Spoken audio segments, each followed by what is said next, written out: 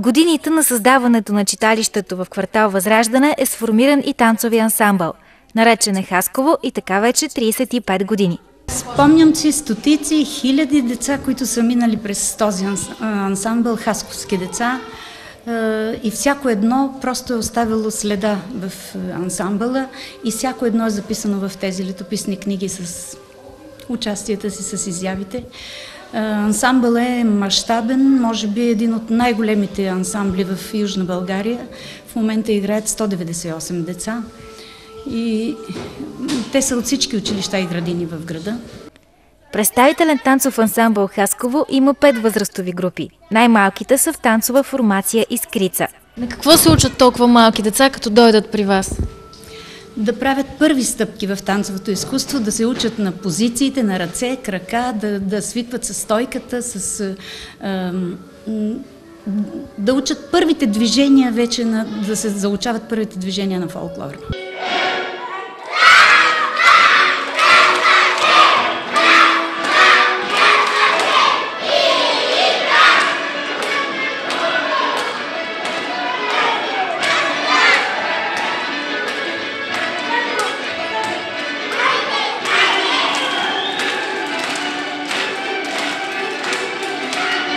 След като децата се разгорят искриците на любовта към народните танци, идва ред на формация Пламъче.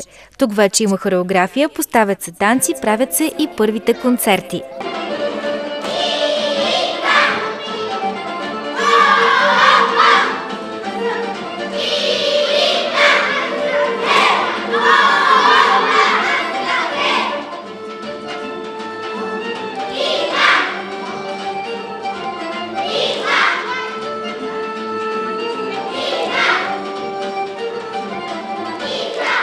Когато малките танцори стигнат до 5-ти клас, вече преминават в формация Жарава.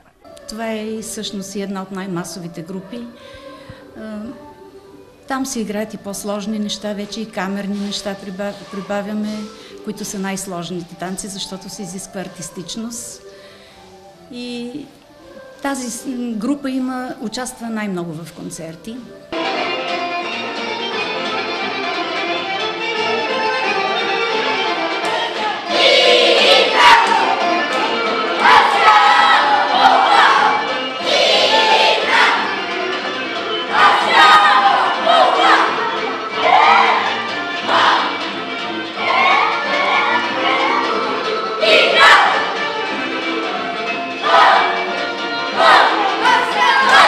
Част от ансамбъл Хасково е и женската формация Грация.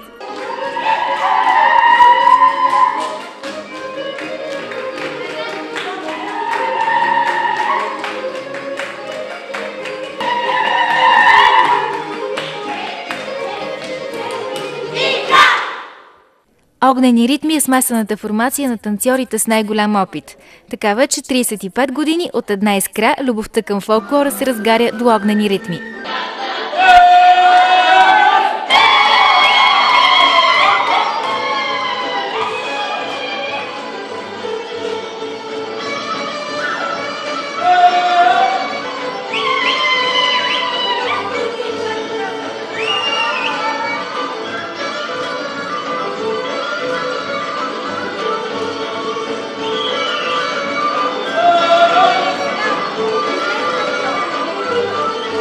През ансамбъл Хасково са минали няколко поколения, разказа Ана Димитрова.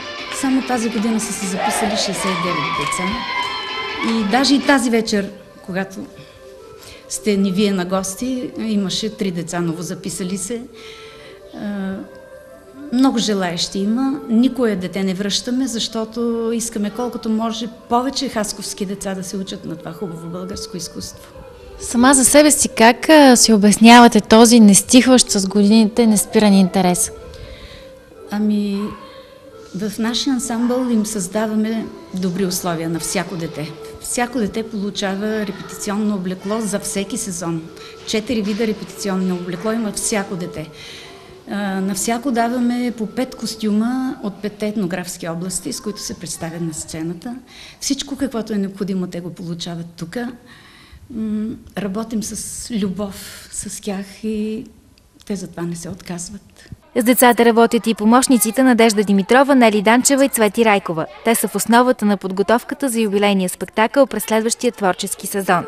И понеже деца и родители идват заедно в залата всяка вечер, за възрастните е създадена формация Веселие.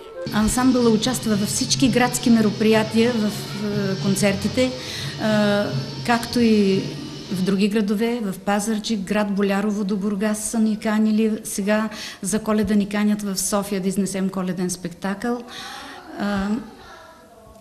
И съответно имаме и награди, национални, международни. Те са на тези витрини. От всички тези многобройни награди, само 2 са сребърни, всичко друго е злато. А пък на картата сме отбелязали с знаменца държавите, в които е бил ансамбъла. И те обхващат вече, ходенията ни обхващат вече 3 континента. През 1984 година национално жури, на републикански фестивал национално жури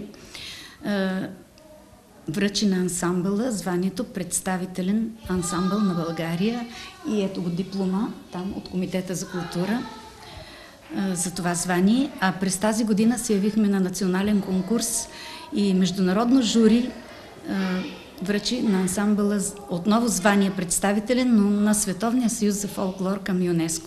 Най-хубавия подарък вече го получихме. Титлата представителен от ЮНЕСКО е всичко, което бихме могли да желаем, каза Ана Димитрова.